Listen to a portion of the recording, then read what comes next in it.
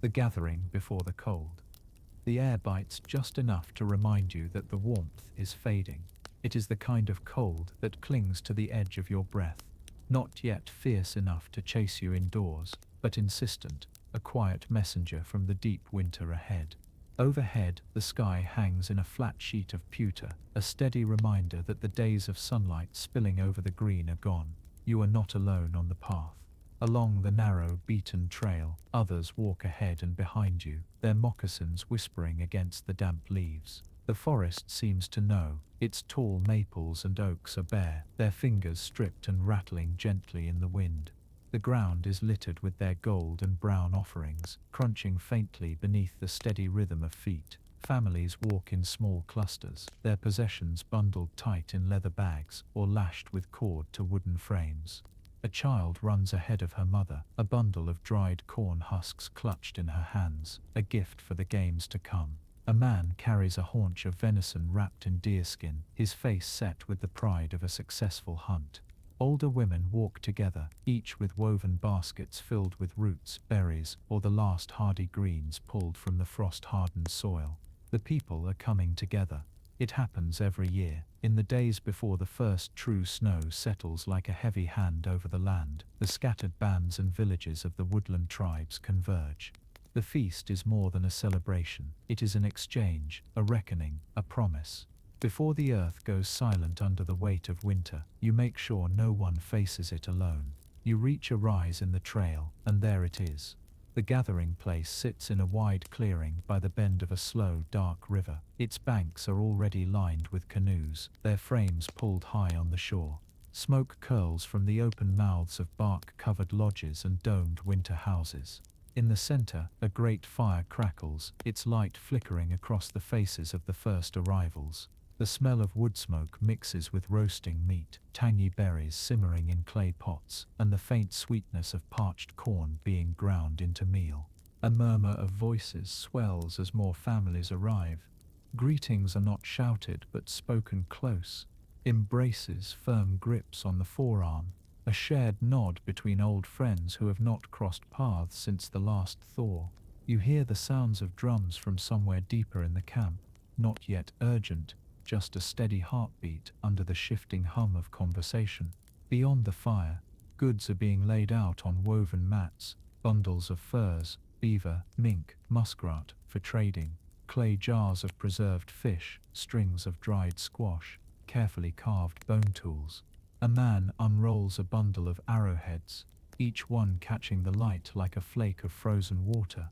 A young boy runs by, his breath visible, a carved stick in his hand, pretending to spear an imaginary deer.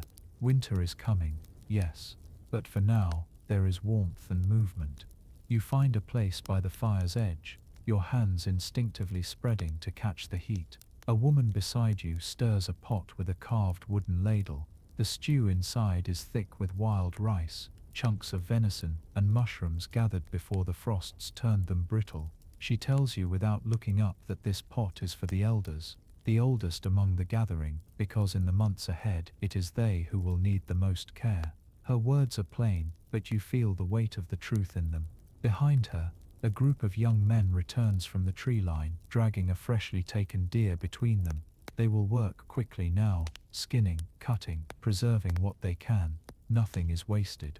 The hide will keep someone warm, the sinew will become cord, and the bones will be shaped into needles or fishhooks. Even the hoofs will be boiled down to make glue. Nearby, laughter erupts as a man tips over while trying to lift a sack of acorns onto his shoulder. His friends howl, not unkindly, and soon they are helping him, the bag heaving with the nuts that will be leached of their bitterness and ground into flour for winter bread. Children dart in and out between the adults, chasing each other, their games weaving through the quiet work of preparation. You realize this is no ordinary meal. Every detail, every pot stirred, every hide stretched, every bundle of herbs tied with cord is another thread in a net meant to catch the coming hunger before it can settle in. As the daylight begins to sink into the trees, more fires are lit, smoke thickens above the clearing, curling into the cold air and carrying with it the scent of fat dripping onto coals. The drums grow louder now, their rhythm deep and steady, pulling people toward the center. You see elders settling themselves on blankets, wrapped in furs, their faces lined with winters past. Younger women pass among them, offering warm drink from carved wooden cups, a bitter tea of cedar and spruce that wakes the blood and warms the chest. There is no rush here. This feast will not be over in a night. It will stretch across days, a slow unfolding of food, song and dance, each part with its own meaning. The games will come later, the gift-giving after that. But for now, the focus is on arriving, on ensuring that every family, every person, is accounted for and welcomed into the circle. The cold wind lifts again, rattling the bare branches above, and you pull your cloak tighter. It is the first reminder that winter waits just beyond the firelight. But here, for now, there is warmth, and there is plenty. The feast has begun.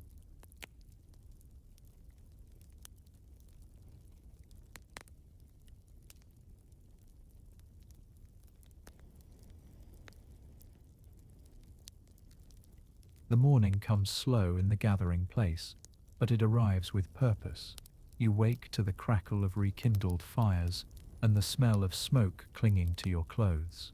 A fine layer of frost has formed along the edges of the river, a thin white skin that will soon harden in the deeper weeks of winter. People are already moving. In the half-light before sunrise, the camp is a quiet machine, each person slipping into their role without orders spoken. You hear the muted rhythm of someone chopping wood near the tree line. The sound carries evenly in the cold air, steady and precise, like a heartbeat marking the hours. Near the largest fire pit, the women have gathered, spreading their tools in careful circles.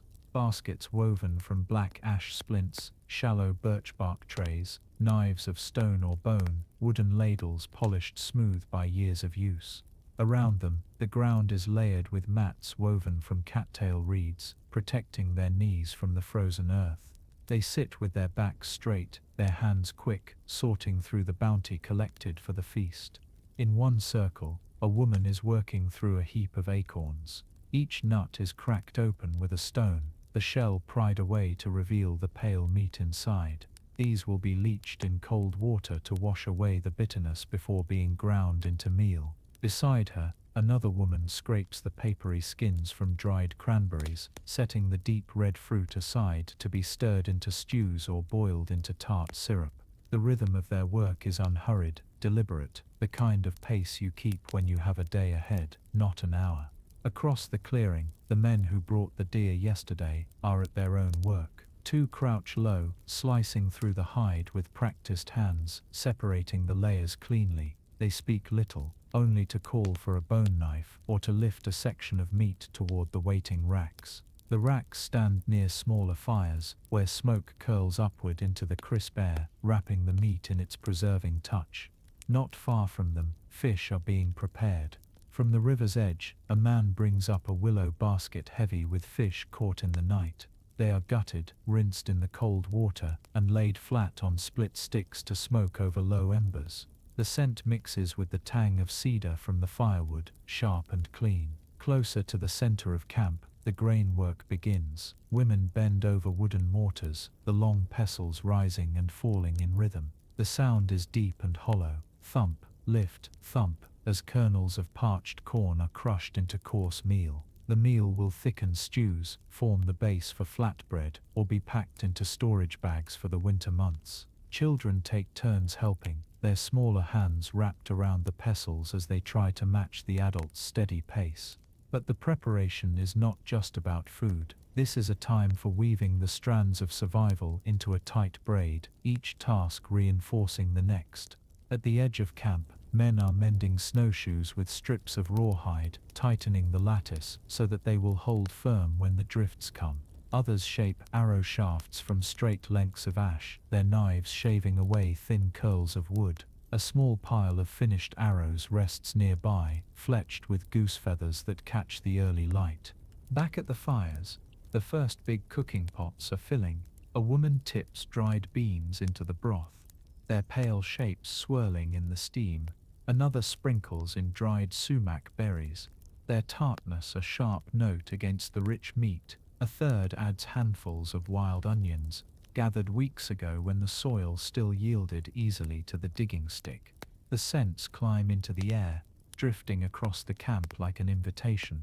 Some foods are prepared for immediate sharing, others for storage. Thin strips of venison are hung from poles near the smoke fires, where they will dry into long-lasting jerky. Berries are mashed into thick sheets of fruit paste and laid out to dry in the weak sun, ready to be rolled and stored for winter sweets. A group of women sits together near the drying racks, talking softly as they check the strips, their laughter sometimes rising over the hiss of the fires. The work hums along with an undercurrent of quiet joy. Every sound, every gesture is a reminder that this is not just about filling the belly tonight. It's about ensuring there will be something to eat when the river freezes over, when the snow piles high against the lodge walls, when the nights stretch long and deep. In the midst of it all, you notice the sharing. A man who brought more fish than his family can eat offers a string of them to a widow across the way. She accepts with a nod and a quiet word, already thinking of how she will smoke them for her children. Two women trade, a basket of acorns for a jar of rendered bear fat, each knowing both will be needed in the hard months ahead. There is no formal tally, no written record. The economy here is one of memory and obligation, of gifts given and returned in time. To hoard in this moment would be a kind of betrayal, the kind not easily forgiven in a world where survival is communal. As the sun lifts higher, the camp brightens. Smoke drifts upward in lazy curls, catching the light, and the frost begins to melt from the river's edge. Somewhere, a drum starts, not for a dance yet, but to mark the day's rhythm. Children's voices join in with a simple chant, a game song passed down through generations. At midday, the first pot is lifted from the fire. It's not the main feast yet, just a meal to keep the workers strong. Bowls are filled and passed, the hot steam curling into grateful faces. You taste the richness of the venison, the chew of wild rice, the tang of berries softened in the broth. It is simple, perfect and filling. Then the work resumes. There is still more wood to cut, more hides to stretch, more meat to hang. The feast itself is still a day away, and by then the tables of mats and baskets will be piled with food enough to feed the gathering for nights on end. For now, the camp hums with industry, the quiet satisfaction of work done together. You can feel it, the shared knowledge that no one here will face the cold months alone. The feast is coming, and when it does, it will be more than just a meal. It will be the final defiant warmth before winter's long shadow falls.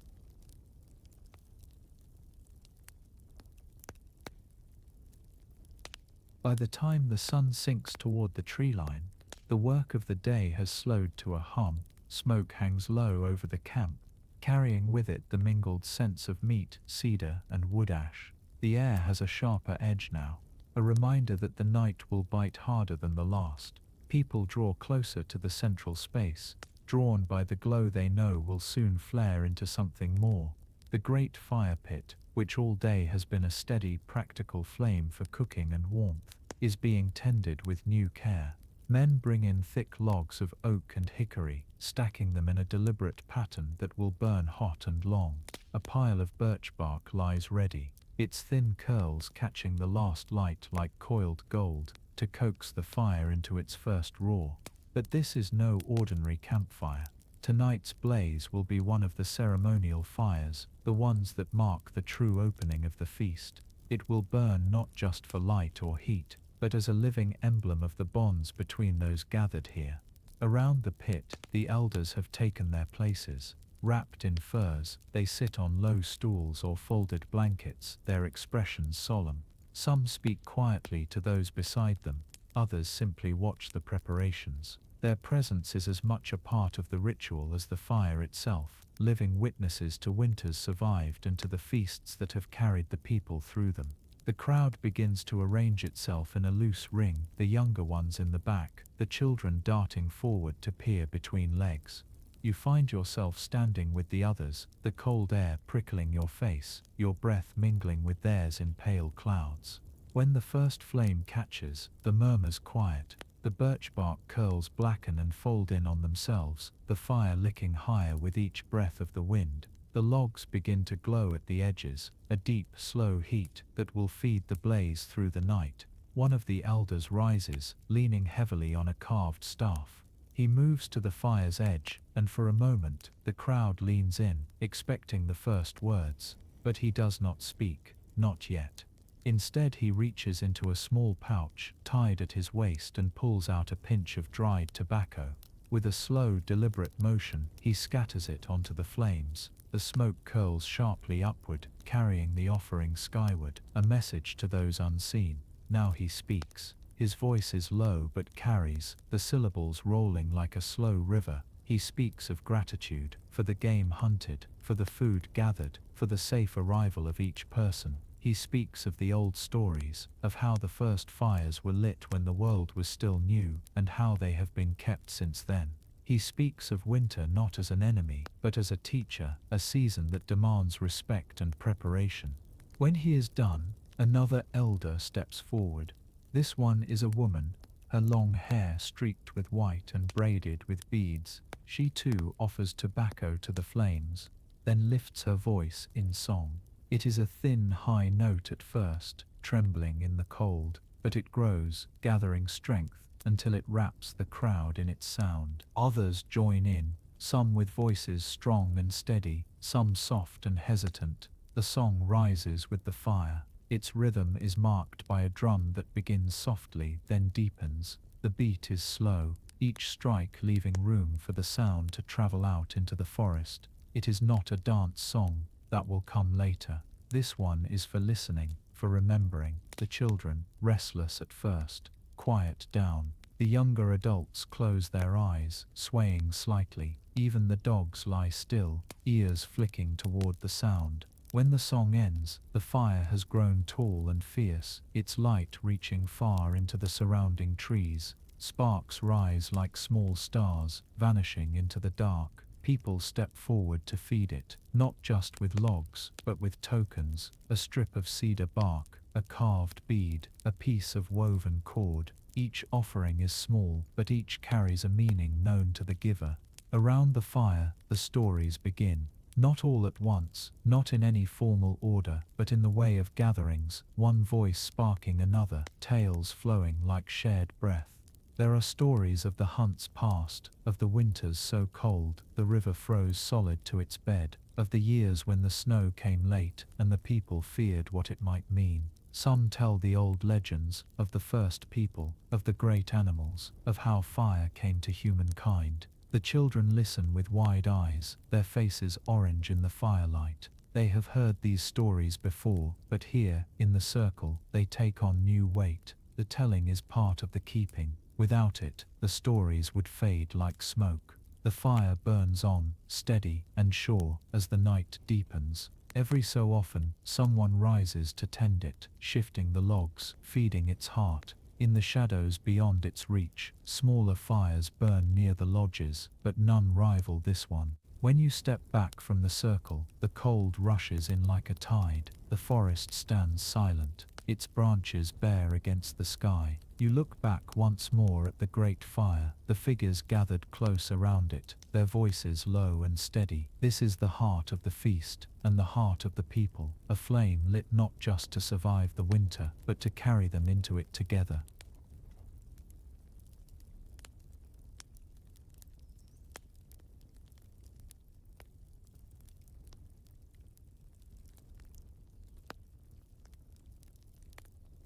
By the second night, the feast has settled into its rhythm. Fires burning steadily, food smoking on racks, voices drifting through the cold air like threads weaving the camp together.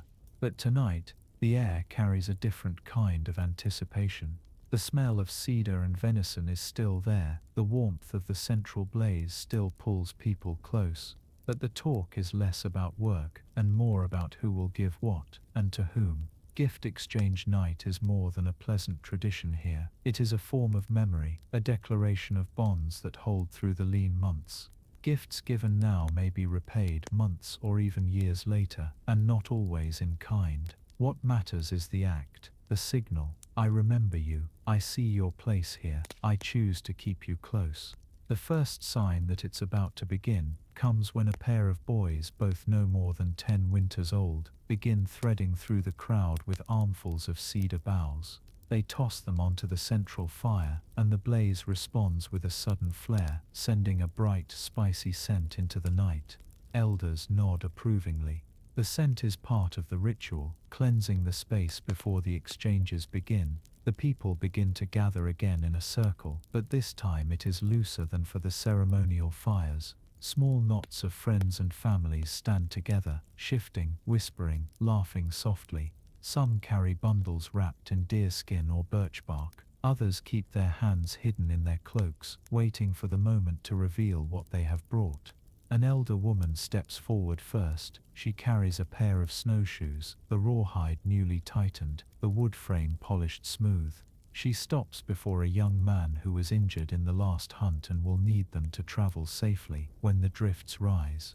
She says only a few words, not a speech, just enough to acknowledge the bond and the need, and then places the snowshoes into his hands. He bows his head, murmurs thanks, and steps back into the circle. One by one, others follow. A hunter offers a cured hide to a widow, knowing she will need the warmth for her children's bedding. A woman hands a pouch of dried berries to a family who lost much of their store in a flood the past spring. A pair of young cousins exchange carved bone pendants, more playful than practical, but given with the kind of laughter that ensures the memory will stick. No one announces their turn. The flow is organic, rising and falling like a slow tide. Sometimes two people approach each other at the same time, each carrying a gift, and the exchange is met with a cheer. Sometimes a gift is handed over quietly, with no one watching but the two involved. It is not just people giving to those in need. Gifts also carry messages. Alliances strengthened, tension smoothed over. You notice a man handing a basket of smoked fish to someone he argued with bitterly last summer over a hunting ground. The man's face is serious, but the recipient accepts with a nod, and the moment holds. Some gifts are symbolic, meant to be kept for years. A carved flute is given to a boy not yet old enough to play it, the giver knowing it will be part of the boy's adulthood. A necklace of small copper beads changes hands between two women, passing down a piece that has been in the community for decades. In between the formal moments, there is laughter. Children weave through the crowd, trading small things they have made, a woven grass bracelet, a polished pebble, a handful of dried sumac berries wrapped in cloth. They take it seriously, these small exchanges, as if mimicking the adults will make them grown. From the fires near the cooking pits, women bring bowls of hot broth to keep the exchangers warm. The steam rises between the people, carrying the scent of wild onion and cedar. A group of older men, finished with their gifts for the night, sit near the fire cracking jokes, their voices carrying across the clearing. But there is one gift no one sees until the end. When the fire has burned lower, when the circle has begun to loosen, a man steps forward with something cradled in both hands. It is a bundle of furs carefully tied. He kneels before an elder, a woman so old she walks only with the help of her granddaughters, and sets the bundle at her feet. The granddaughters untie it slowly, revealing a robe made of rare white deer hide, lined with soft down. Gasps ripple through the crowd. Such a thing is not easily made, not easily given. The elder reaches out, touches the fur, and nods once. She says nothing, but her eyes shine in the firelight. After that, there is no need for more. The exchange has ended in the way all hope for, with a gift so meaningful it binds the moment in memory for everyone present. As people drift back to their fires, carrying their gifts, there is a different kind of warmth in the camp. It is not the heat of the flames or the fullness of the stomach. It is the heat of knowing, with quiet certainty, that when the deep cold comes, someone will be there.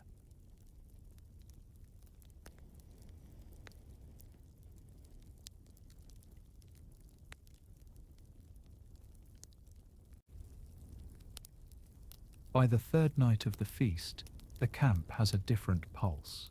The quiet rhythm of work and gifting has shifted into something more restless, more alive. You feel it in the way people speak, shorter sentences, laughter interrupting conversations, eyes flicking toward the largest open space near the central fire. This is the night for the winter dances. The dancing ground is not an arena in any formal sense, but a clearing kept bare for such purposes.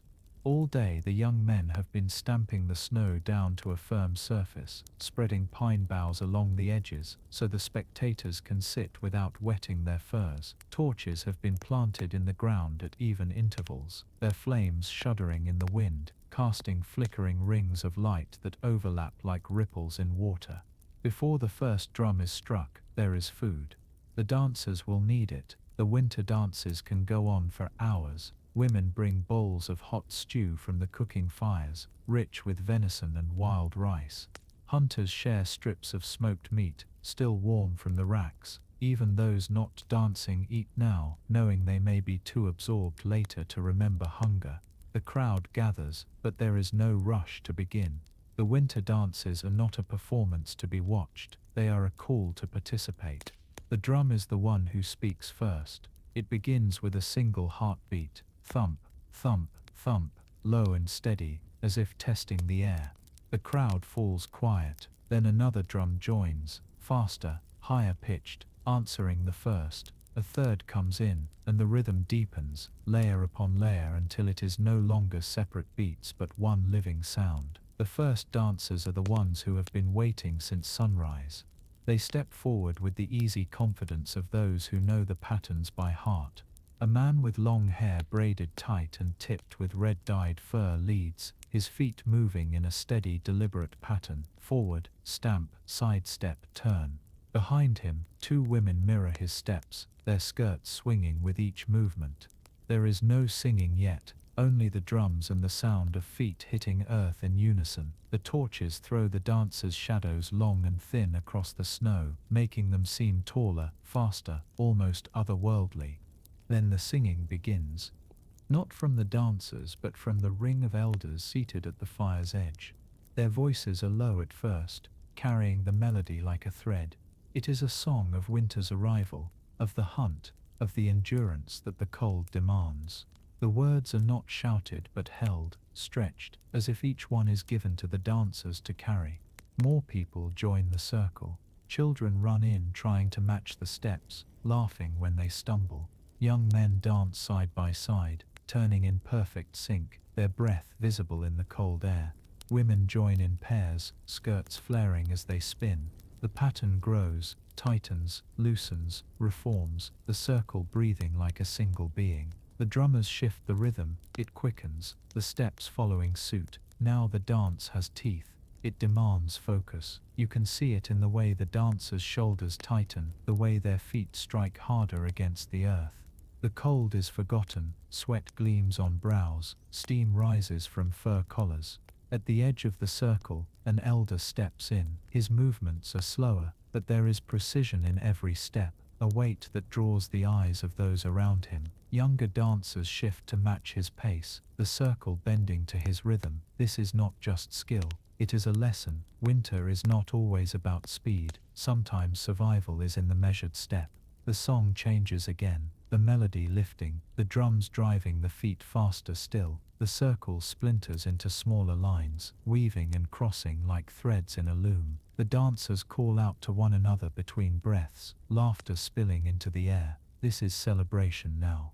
The deep joy of moving together, of remembering that life still has heat even in the coldest season. When the first break comes, it is not planned. One by one, dancers step back to the fires, gulping water, catching their breath. Others take their places without pause. The music never stops. It shifts, as if acknowledging the change, but it goes on. The dances will not end until the night itself begins to fade. The final part of the evening is the story dance, led by those skilled enough to tell without words. The drummers fall to a slow, steady rhythm, and the lead dancer steps into the circle alone. His movements mimic the hunt, stalking low, pausing to listen, the sudden burst forward. Others join to play the deer, leaping and twisting, then the chase, feet pounding, bodies dodging, until the inevitable capture. The crowd responds with calls and clapping in time with the drum. When the last drum beat fades, there is a moment of stillness, the air heavy with heat and breath. Then comes the release, shouts, cheers, the stamping of feet and applause. The dancers grin through the sweat, their chests heaving, eyes bright in the torchlight. The winter dances do not end with the music.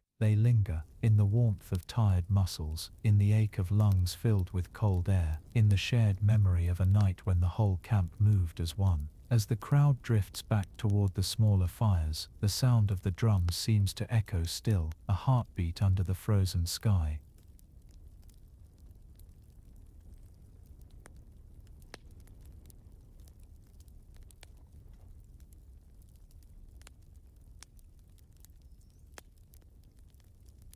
The fourth day of the feast begins long before the first curl of smoke rises from the campfires. Even in the dim, uncertain grey before dawn, you can sense that this morning is different.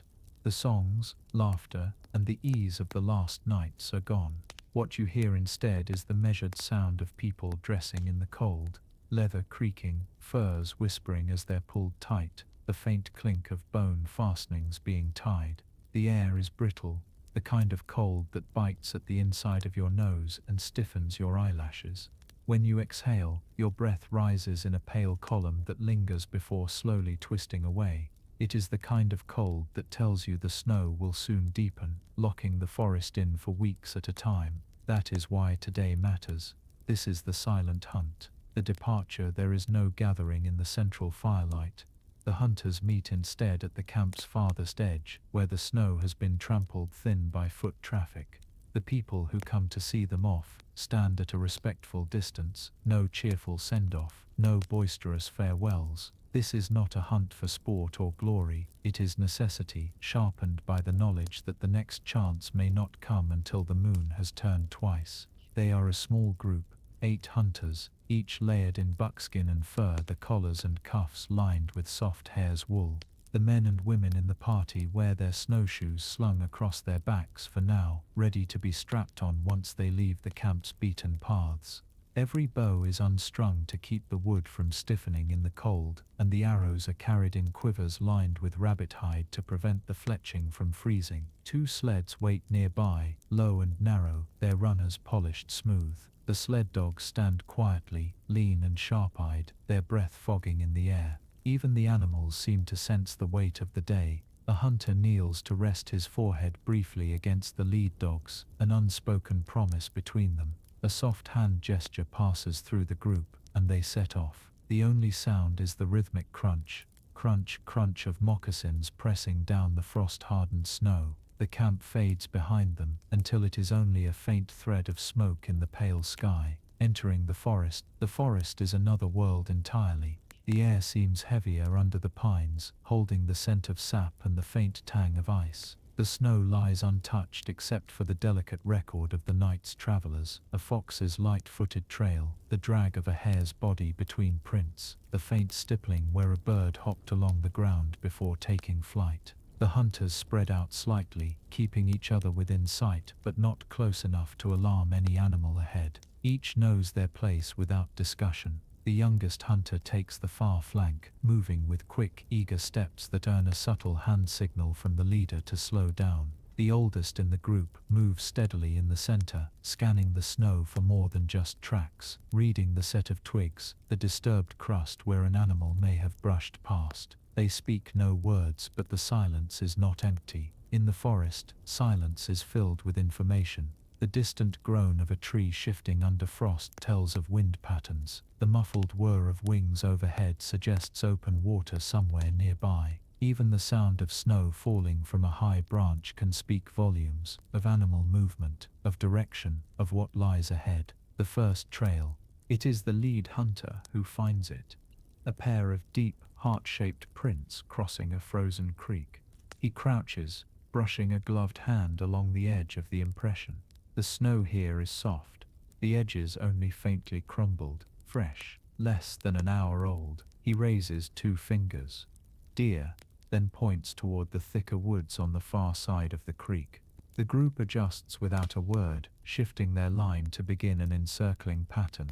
One slips upstream to cut off escape. Another crosses the creek lower down, snow creaking under their careful steps. This is the slowest part of the hunt. Each footfall is chosen, tested, then placed. A single snapped twig, a muffled cough, could send the deer bounding deep into the forest, far beyond reach before midday. And midday matters. It is when the snow begins to soften, making travel slower and more exhausting. The first sight. The deer appears as a shadow before it becomes a shape. Between two pines, its body is little more than a shimmer of warm breath against the cold air. The lead hunter freezes, one hand lifted slightly to signal the others.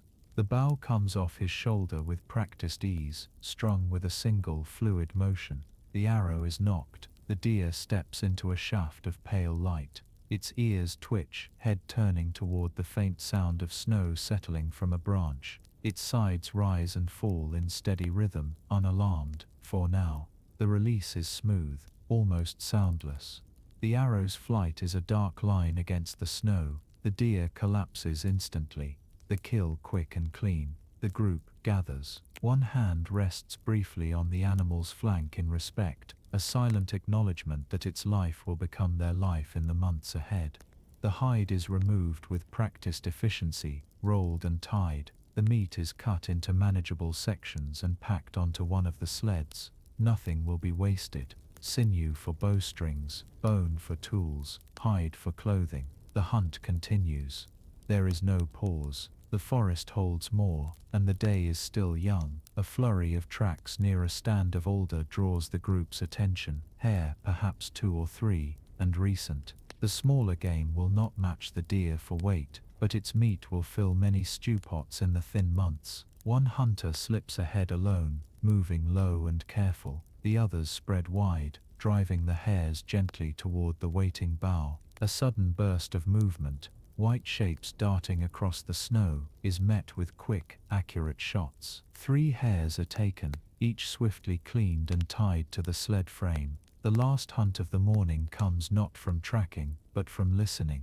The faint rattle of wings draws the hunters toward a cluster of low spruces where a pair of ptarmigan peck at the snow crust for hidden seeds. The birds are taken cleanly, their downy feathers a promise of both warmth and food. The return by the time the hunters turn for home. The sleds are heavy. Deer hide and meat, hare, and ptarmigan are lashed tight, the runners gliding over the snow with a soft hiss. The dog's breath comes in steady clouds, paws kicking up powder. At the edge of the forest, the camp becomes visible, a scatter of lodges and smoke trails against the pale sweep of snow. The first dog barks, breaking the long-held silence. One by one the hunters speak again, voices low but easier now, the weight of the day lifted. The welcome the camp rises to meet them. Children run ahead, their feet leaving chaotic tracks in the snow. Elders stand to watch the approach, faces soft with relief. Women step forward to take the first cuts for drying, moving quickly to ensure nothing freezes too hard before it can be prepared.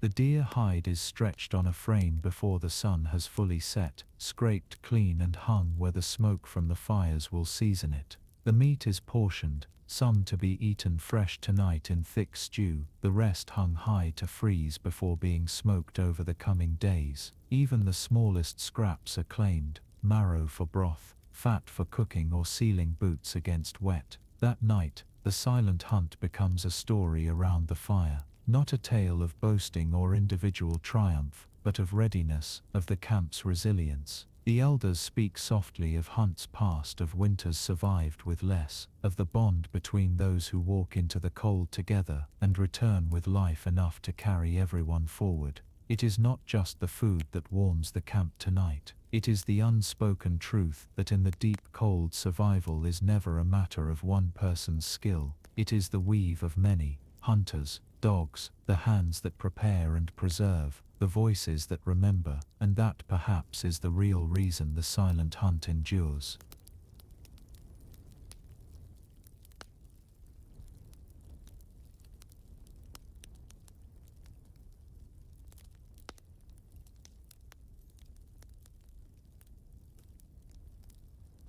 The night after the silent hunt is unlike the others that have come before in this winter gathering. The camp's heart still beats with the rhythm of preparation. Meat hung to freeze, hides drying in the smoke, but there is a quieter undercurrent, one that draws people inward. Tonight belongs to the elders. In this world, an elder is more than age. It is survival worn into the lines of the face, memory etched into the cadence of speech, and a way of seeing that comes from winters survived and losses endured. The giving of the elders is not measured in the weight of the gift, but in the meaning it carries, a thread woven into the web of the tribe's future. The gathering by dusk, the camp has gathered in the great lodge, its walls lined with evergreen boughs that release a faint, clean scent into the warm air. The floor is layered with hides, softening the sound of footsteps. The great fire in the center burns lower than usual, the flames banked so the light is steady, not flickering. Shadows move slowly, like the passage of time itself. Those who cannot fit inside stand at the entrance, peering in through the doorway flaps or listening from just beyond the walls. The elders are already seated in a half-circle opposite the fire, their places marked by carved wooden backrests and blankets of old fading designs. One by one, people bring forward their offerings. These are not offerings to the elders, not in the sense of tribute, but symbols of readiness for what they will receive in return. A carved walking stick, a bundle of dried herbs, a string of beads made by a child. Each is placed gently at the elder's feet. The first gift, the first to speak, is Old Willow, her voice low but carrying in the stillness. Her hands are twisted with age, the joints swollen, yet she works a strip of smoked hide into a small pouch as she talks. She speaks of a winter many decades past when the snow fell so hard that no tracks could be followed, when the stores ran thin and the people turned to boiling strips of old leather softened in water. Her gift is a pouch filled with dried sumac berries, tart, bright and rich in medicine. It is meant for the children, to keep their throats from aching and their bellies from souring when the deep cold comes. But the gift is also a lesson that survival is in the knowing of what grows where, in the remembering of which season leaves which gift behind. The pouch is passed to the youngest mother in the camp, who takes it with both hands, her eyes lowered in respect. The tool of stone next is Stone Elk, his hair as white as the frost that glitters on the treetops at dawn. He moves slowly, leaning on a staff carved with the marks of his hunts, each notch a season survived. In his other hand he carries a small blade of flint, its edge honed to a fine point. He tells of the time when a hunting party returned empty, their weapons dulled and useless. It was not the deer they failed to find, but the sharpness to take them. He had fashioned a new point from the stone at the river bend, and with it, they had brought back the food that saved the camp. The flint knife he gives tonight is wrapped in deerskin, bound with sinew. It is not meant to be used now, but kept in the lodge where all can find it in need. Stone remembers, he says, placing it in the hands of a young hunter who had missed his mark earlier that season. The lesson is plain. Skill is not enough without the tools to carry it. The memory cloth. Then comes Red Ash, whose hair falls in a long braid streaked with silver, and whose eyes seem always to be studying the room. She brings no words at first, only an armful of cloth, faded, patched, and smelling faintly of wood smoke. She spreads it on the floor, so that all can see the stitches, each one made by different hands. It is a memory cloth, built over decades. The patches come from garments worn in hunts, births, journeys and burials. Every piece carries a story, and she points to each, telling the room of its origin. The sleeve from the coat worn when the river froze early, the hem of a dress danced in at a wedding during a green summer, the scrap from a child's tunic that had been outgrown before the first frost. The cloth will remain in the great lodge. It is not for wearing but for remembering that each life is stitched into others, and the whole survives when the parts hold together. The song of the frost moon. Finally, White Pine stands. His voice is deep, carrying without effort. He holds no object, for his gift is not a thing but a sound. He begins to sing, slowly, each word drawn out so that the syllables hang in the warm air of the lodge. It is the song of the frost moon, sung only when the first real snow comes. The song speaks of the moon as a guardian, its cold light watching over the sleeping earth, promising that the sun will return. The room stills completely, even the fire seeming to lean in to listen. Children who had been fidgeting go still. The dogs at the doorway settle on their paws. The song is old, older than anyone here, older than the camp itself. When it ends, there is a silence so deep it feels like the forest before dawn, the closing of the circle. When the gifts are done, the elders join hands. They speak a final blessing over the camp, not in words that can be neatly translated, but in a weaving of phrases that speak of abundance, health, and the strength of shared work. The offerings at their feet are gathered carefully, not to be hoarded but to be given again where they are most needed in the weeks to come. The sumac pouch will travel to every family with small children. The flint knife will rest in the great lodge. The memory cloth will be added to when the next patch of life comes, and the song will be carried on the breath of anyone who heard it tonight. The people leave the lodge slowly, reluctant to let go of the warmth and the gravity of the moment. Outside, the night is sharp and clear, the stars scattered in impossible numbers. Somewhere beyond the tree line, the snow shifts under the weight of the wind, but here in the camp, there is a different weight, the weight of knowing they are tied together not just by need, but by the threads of memory, skill, and shared purpose. The feast will go on, but after tonight, every step will carry the quiet strength of the elders' gifts.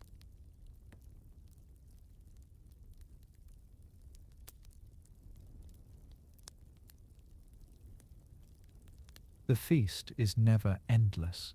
It cannot be, even in times of plenty. There comes a night when the air sharpens in a way that makes every breath feel like glass in the chest. When the fires have to be coaxed harder to keep their heat. When the snow, once a soft mantle on the trees, grows heavy and brittle with ice, snapping branches in the dark. It is on one such night that the elders quietly agree the deep cold has begun. No one announces it formally. The people simply know. In the morning, their movements are slower, their voices lower. The laughter of the feast remains, but it is tempered now, as if wrapped in furs. They know that from here on, the days will be fewer in light, the nights longer and more demanding. The first signs, the forest itself signals the change. The river narrows, crusted with ice that grows each night until the water beneath is hidden entirely. The wind shifts, cutting from the north, smelling of nothing but snow and distance. Small animals vanish from sight, their tracks replaced by winding burrows beneath the surface. Even the crows grow quieter, their cries sounding far off, as if the air itself swallows sound. Inside the lodges, frost begins to creep along the walls, not from outside, but from the breath of those sleeping within. In the morning, each person wakes with a dusting of ice crystals clinging to their hair, their eyelashes, rationing and reserve. The trials of the deep cold are not about endurance alone, they are about balance. Food that seemed abundant a few weeks ago now must be measured with care. A strip of dried venison is cut thinner. A pot of stew has more broth than meat. The marrow bones are saved for the sick or for the nights when the cold seeps deep into the body. Every household keeps a tally in its own way. Some mark notches on a wooden stick for each portion left, others keep a mental count, and some simply know, as if the weight of the cash in the smokehouse can be felt without seeing it. It is also the time for repair. Gloves worn through from wood gathering are stitched with sinew. Snowshoe frames are checked for cracks. The straps of sled harnesses are softened over the fire to keep them from snapping in the cold. The water problem.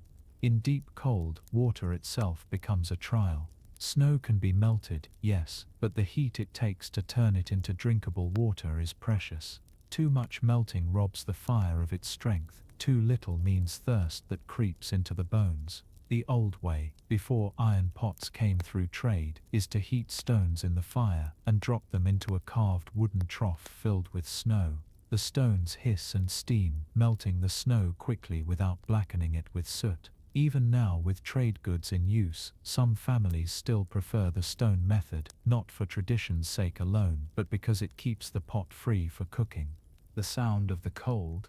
There is a sound to deep cold, one that is unlike any other part of the year.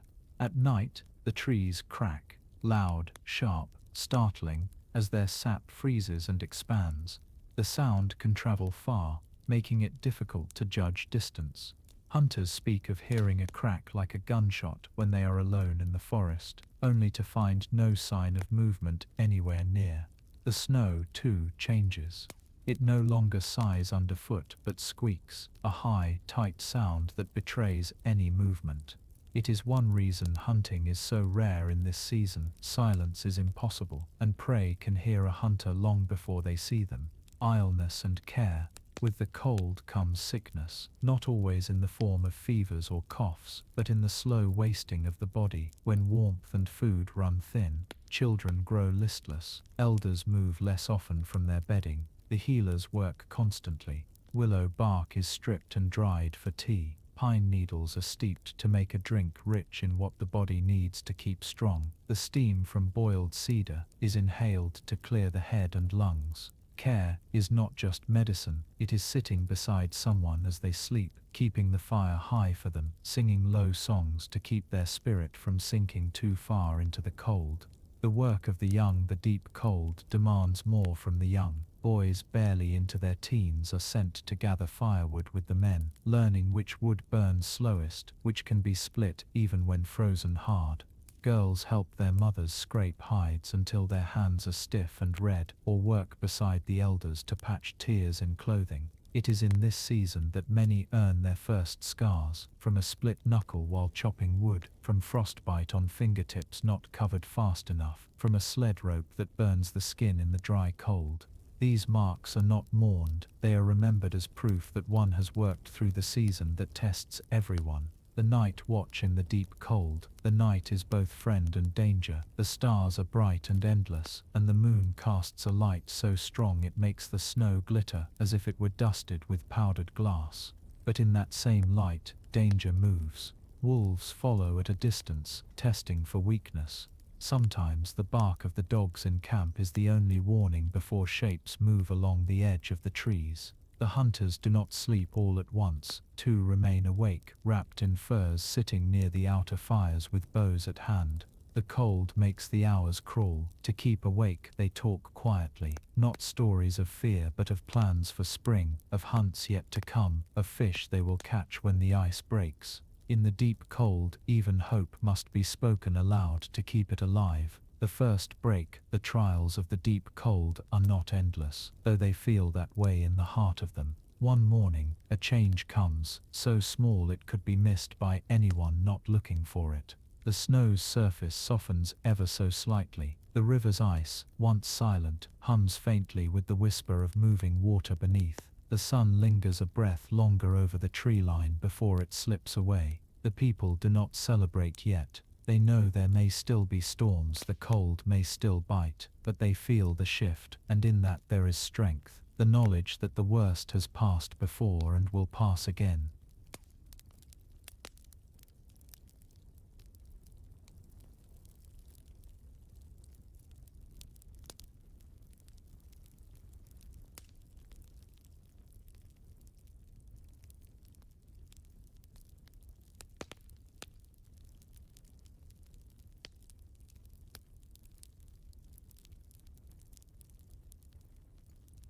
There is a kind of magic in knowing something will not come again for a long time. The final night of the winter feast is not the grandest in terms of food or music. The early days of abundance have already passed, but it carries a weight that none of the others hold. This night is about gratitude, not celebration, about carrying warmth into the coldest days yet to come. The camp senses it from morning. People rise earlier than usual, not with the slow hesitation of the deep cold, but with a kind of steady purpose. The fires are built higher, the lodge doors are brushed free of snow. The sound of scraping hides and splitting wood is joined by laughter again, quieter than at the feast's beginning, but warmer, deeper, like embers glowing after the flames have settled. Morning preparations in the great lodge. The floor is swept clean, and the evergreen boughs lining the walls are replaced with fresh ones gathered the day before. Their scent, sharp and green, cuts through the smoke-heavy air, a reminder that life still waits under the snow. The cooks begin early, knowing that the final night's meal must be enough to feed not only the stomach but the memory. From the storehouses they bring out the last of the feast-worthy foods, the final braid of dried corn, a basket of cranberries preserved in fat, smoked strips of venison kept aside for this very night. A few rare luxuries appear: maple sugar hardened into cakes, honeycomb traded from a distant village before the snows came. The scent of roasting meat begins to weave its way through the camp, curling out into the trees. Dogs follow it with their noses, padding between lodges in hope of scraps. The last hunts return. Not all who went to the forest in the morning return with food. The deep cold makes hunting difficult. The snow is loud underfoot, and animals are wary. But there are still small victories: a pair of snowshoe hares, a brace of ptarmigan, a basket of dried mushrooms found under the shelter of a fallen tree. These are not enough to feed everyone, but they are symbolic. They mean that the land is still giving, even now, and that the people's skill still answers the season's demands. Each catch is carried into the great lodge with care, met not with cheers but with nods of quiet respect. The gift fire by midday. A new fire is built in the center of the camp, smaller than the great lodge fire, but sacred in purpose. It is called the gift fire, and it burns only on the feast's last day. Each family approaches with something to place in its flames: a strip of dried meat, a carved bead, a small pouch of tobacco, even a bit of precious fat. These are not waste. The offerings are made to the spirits of the forest and the ancestors, an acknowledgement that what is taken must also be given. The smoke from the gift fire is said to carry prayers upward, drifting into the sky where the cold air holds them, frozen in place until spring releases them into the world. The final meal. When the sun begins to drop, the people gather in the great lodge. The meal is laid out, not a lavish spread, but one rich with meaning. There is a stew heavy with roots and dried corn, sweetened with the last of the maple sugar. There are roasted hares stuffed with herbs, birds with crisp skin shining in the firelight. The cranberries are passed around in small carved bowls, their sharpness a jolt against the winter-heavy flavors. The elders eat first, as is custom, but they do not linger over their bowls. They eat enough to honor the work of the cooks, then pass their portions along to the youngest children, ensuring that the little ones finish the feast full and warm. The room hums with conversation, not the loud, overlapping talk of the early feast days, but steady, thoughtful exchanges. People ask after one another's health, share quiet jokes, speak of what they will do when the ice breaks. The story circle. After the meal, the great lodge is darkened. Only the central fire burns, its light flickering across the faces of the listeners. This is the moment the feast has been moving toward. The story circle. The honor of the last story belongs not to the eldest in years, but to the one whose tale is needed most. This year, it is falling snow. A woman not yet old but marked by the loss of her husband in the last hunting season. She steps forward slowly, her hands clasped around a carved wooden talisman. Her story is not one of triumph, but of survival, of the day the hunt went wrong, of how the snow closed in, and of the long walk home alone. She speaks not to make the camp mourn with her, but to remind them of the thin line between life and death in winter, and the strength it takes to walk it. The firelight catches in her eyes as she finishes, and for a moment, there is no sound but the crackle of the flames. Then slowly, others add their voices, not with applause, but with their own stories, each one weaving into the last until the lodge is filled with a tapestry of memory and meaning. The dance of thanks. When the stories are done, the drumming begins, slow at first, almost hesitant, as if feeling for the right rhythm. Then it builds, matching the heartbeat of the room. The dance of thanks is not a dance for show, it is a way of speaking to the earth through movement. Men and women alike join, moving in a circle around the fire. Some carry small bundles of dried sage or sweetgrass, letting the smoke drift upward as they step.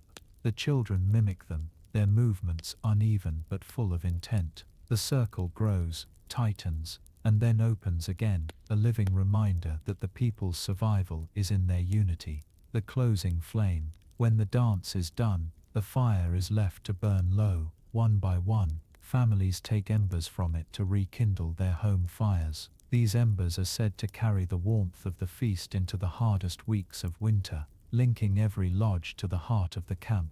Outside, the snow has begun to fall, light, steady, silent. The tracks of the day are already disappearing under its cover, but the warmth of the lodge follows the people as they step into the night. The last night of the feast is not an ending. It is a promise that the people will see the spring together, as they have seen all the winters before.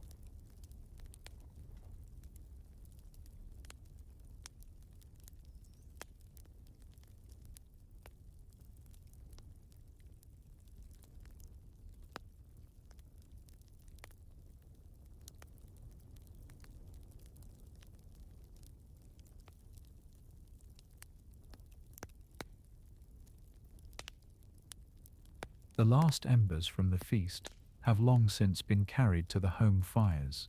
By the time the moon completes its slow climb over the tree line, the camp has already fallen into a different rhythm, quieter, slower, deeper.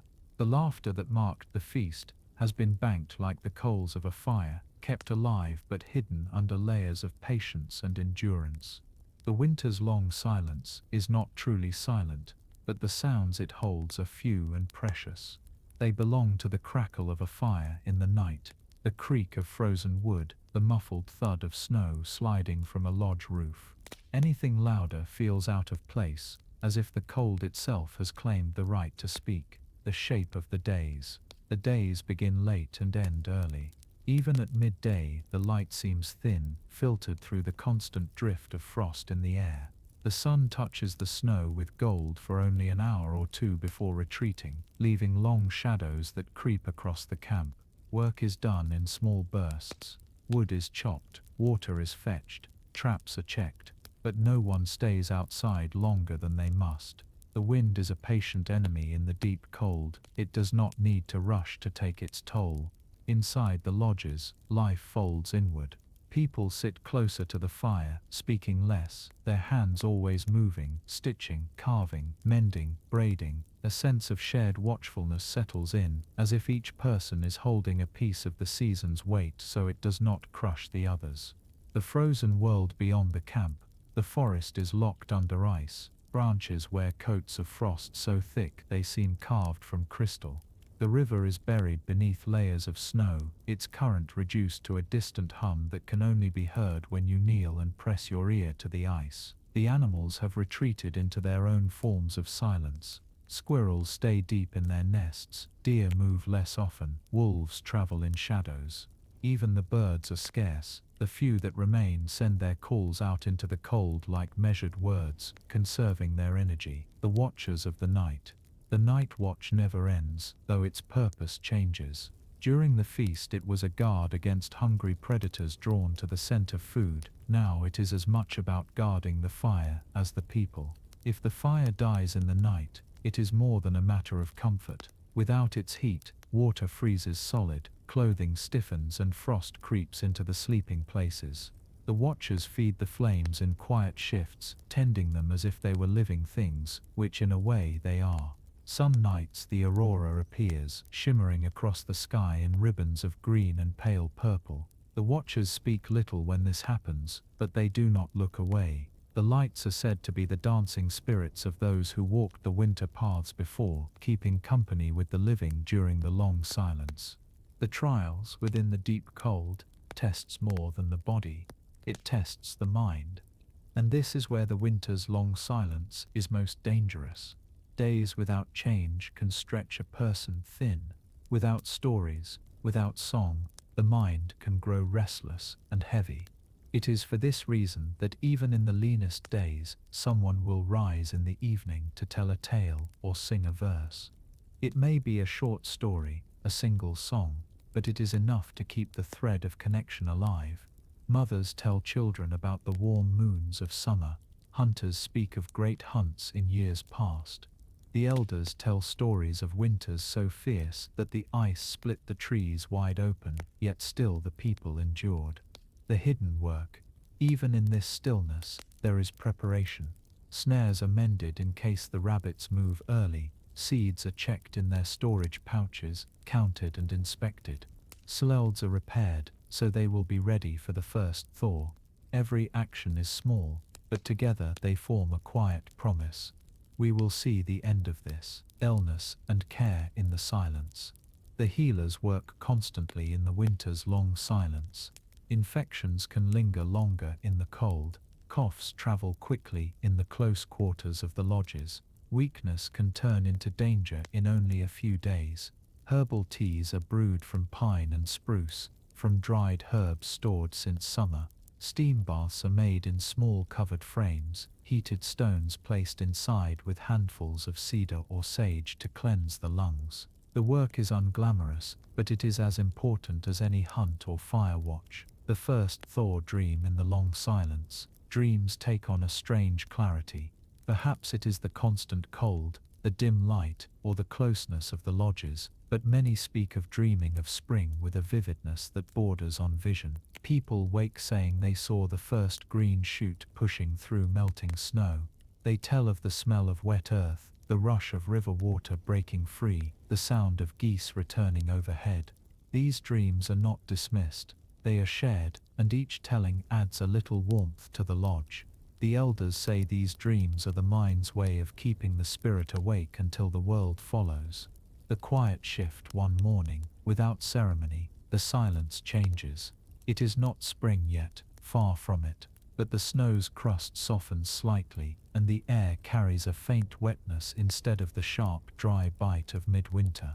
The winter's long silence is ending. The people know there will still be storms, and the cold will hold for weeks yet, but the heart of the season has passed. They have walked its narrow path together, carrying one another's weight when needed. When the thaw comes, they will celebrate again. But for now they sit quietly, letting the fire burn, knowing that the hardest part is behind them.